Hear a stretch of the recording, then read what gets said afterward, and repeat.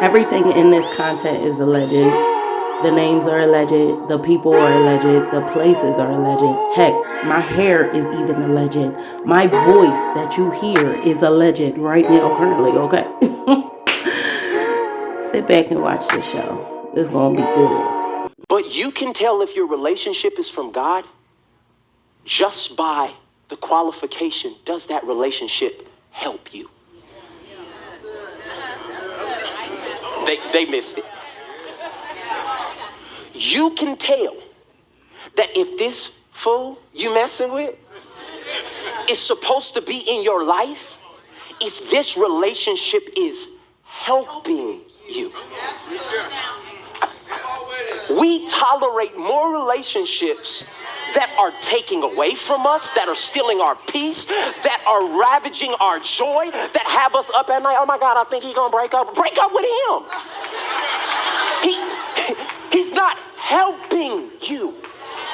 She's not helping. They're my friends. They are fly. They are fake. They are not helping you. So it doesn't take a word from God. If the people you're around keeping you stuck to your chains, they're not. If you're praying that God will remove symptoms of the people that you hang around, they're not helping you. Pay attention to. Like, it's definitely necessary for us to pay attention to who we allow in our circles, who we allow in our corners. Because it's so easy to just go with fleshly desire. It's so easy to just go with, just anything that we like. It's harder to find what we need, though. And that's the issue a lot of times.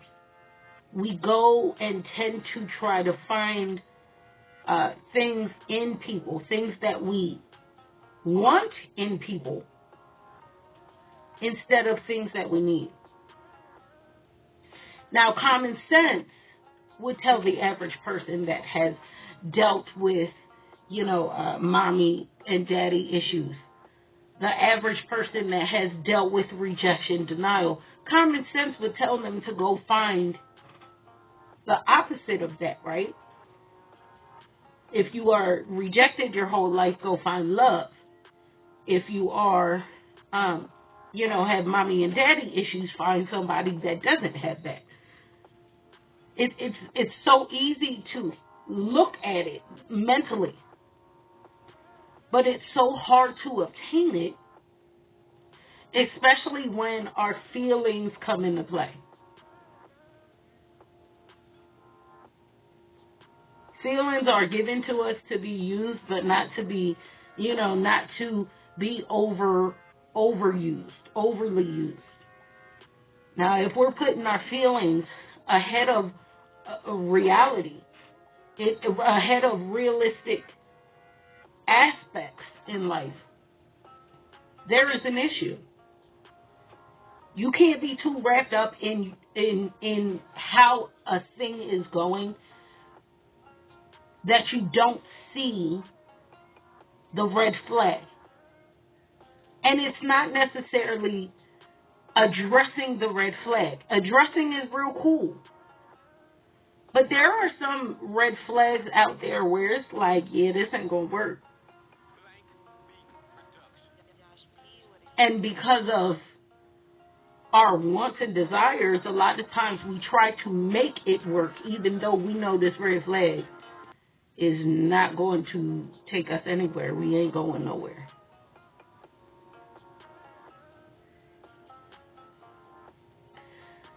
Yeah, man. You gotta know who you're around. And that's in every aspect, but, it's mainly relationship, because you see a lot of relationship goals happening in Hollywood, and you see a lot of relationship goals happening, within social media, where we now glorify toxicity. We glorify the things that we don't need to do. Like, these people, are showboating how to be toxic. They're not showboating how to be happy. They're showboating with how to get your way.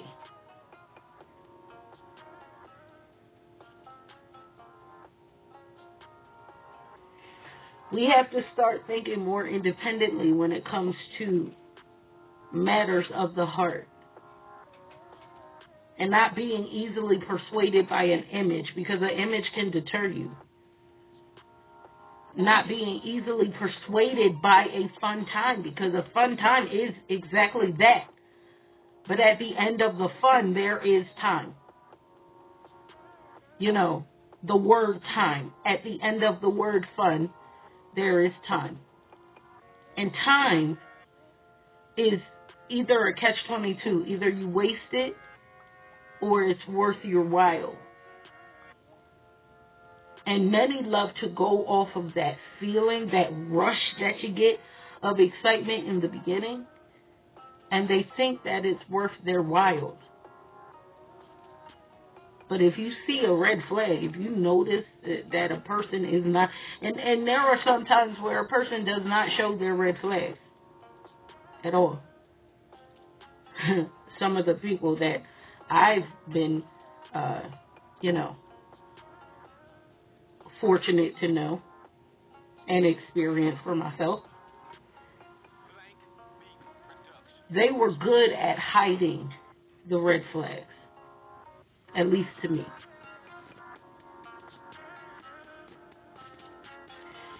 It's very important to know who's for you. Especially if you're in God. Will they sacrifice like you sacrifice? Will it be an issue if they, you ask them, hey, let's do a fast? Will it be an issue to pray? Not to come to church, because, my generation done stepped on that and unalived that completely. Anybody be showing up in church nowadays. Anybody and everybody. At one point, it used to be a whole bunch of sinners trying to get saved, trying to live right. Nowadays, it's a whole bunch of sinners just trying to stay sinning, but have an excuse to sin, to go back out there and sin. So, can't really ask, hey, let's go to church anymore, for real, because that wouldn't be substantial enough. But hey, let's read the Bible together. Let's talk about it. Let's have a little Bible study together. It's not fun. It's not fun. But doing things like that will allow a person to see where somebody's head is. I am not for testing. I'm not for testing at all. But what I am for is knowing. I'm all for knowing. Hey, listen, and there was many a times where I wouldn't consider this a turn down. But there were many a times where I had a conversation, and I was fortunate to have this, because there were some that wouldn't tell me, and they just throw caution with the wind and do anything that they wanted to, But there were some instances, and I haven't had a lot of daters, but there was some instances during dating where we both agreed, like, hey, listen, I'm going to let you know right now, I love God. I love God, because that's a trigger for a lot of people nowadays. I love God. So I'm going to be in church. I do listen to gospel. And then that other person would be like, all right, cool. And some people, there's some people that's like, all right, I don't really like that, so I'm going to just stay around. I'm going to say it's okay, and I'm going to stay around a little bit longer so it won't seem as if I'm just leaving because of that, but inevitably I leave. I've had some of those, and they have been the best thing that happened to me. And I think that's what we're scared of when we get to this kind of part in getting to know a person. We're scared that they're going to walk away because of the infatuation that we find within that person. So it hurts us. when they decide that they don't like what we like and walk away, and we choose, instead of being okay with it, we choose to follow that thing, because it's like, well, we don't have to like everything alike. But really, it's just common ground. That's all. It makes no sense for a drug dealer to go out with a holy roller. Two total different walks of life. It makes no sense for a dentist to be in a surgery. You know, to be in a surgical procedure. I'm putting this in an analogy type way because some people don't get my analogies. But it's, you know, you get what I'm trying to say? Like, it is hard to find a middleman with someone you absolutely know nothing about. It's hard to find an agreement, a spirit of yes, a utterance of yes in both parties if y'all are two total opposite people. I met a person sweet as could be at that time. They turned into something else that's neither here nor there. I met a person that was sweet as can be. We knew, you know, like, we just knew that we clicked. This person had we had the similar likes, we had similar views, and similar interests.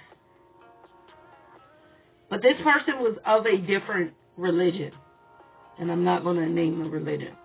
But this person was of a different religion. It wasn't the fact that they were of a different religion, okay? That's not what deterred me. That's not what turned me. What turned me is there were certain things that were attached to that person's religion that I didn't believe. I didn't. And it was those things, for me personally, that I just couldn't accept in my life. You know, a lot of people love to use the Bible. Even if they're not attached to the Bible, they love to use Bible references as if it's like applies for the world too. So, you know, most people use the a wife should cleave to their husband in a world sense, when that's for the Christians, that's for the believers, that's in our Bible. It says nothing about that in your world, because God's not going to bless a mess. You get me? So there are times where there's times where I, you know, had to, that was just an example of showing the times where I had to exercise my discernment. Not only my discernment in the spirit, but I had to also create a boundary for not that person that left, because we already discovered that that person was not it. But what I had to do was create a personal boundary, a positive boundary for future daters. Hey, listen, I don't get down with this. You know? I don't get down with this. And I'm not going to accept it.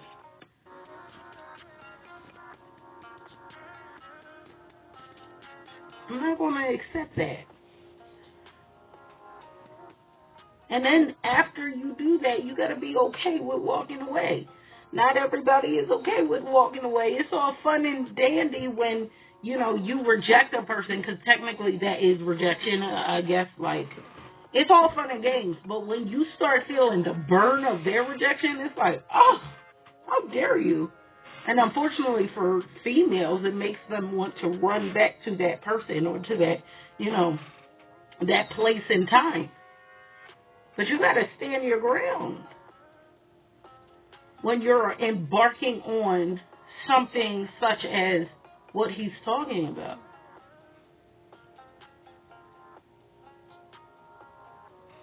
When you embark on it, finding out if a person is really, really there, you know, if you and that person are, you know, a really good match,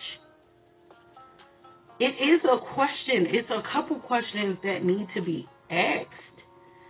And it demands answers.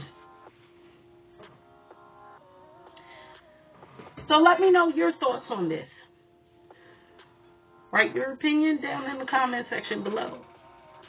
And remember, kings and queens, pick that crown up. We got a job to do.